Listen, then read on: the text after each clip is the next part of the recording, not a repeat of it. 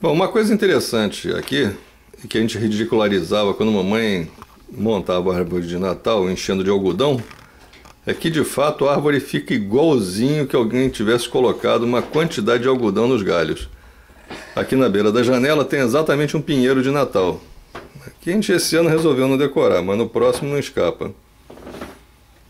Porque a gente está querendo comprar os enfeites de Natal, claro, depois que o Natal terminar.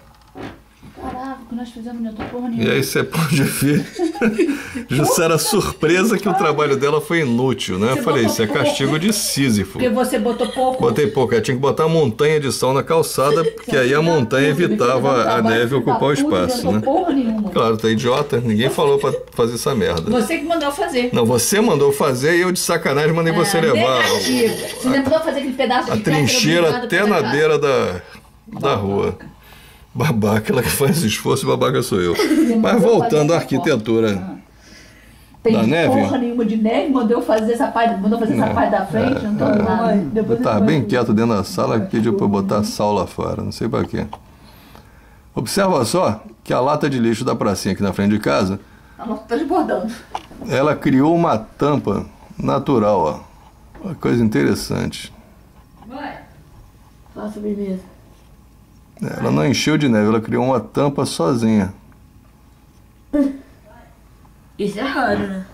E aqui a mesa e a cadeirinha também criam seus próprios desenhos, né, à medida que a neve vai caindo.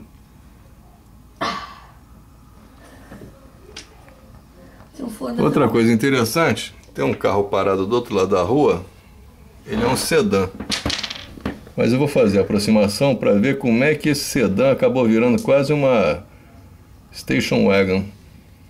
E por alguma razão a parte traseira tá como se tivessem passado uma faca de cima para baixo, como cortando uma fatia de bolo.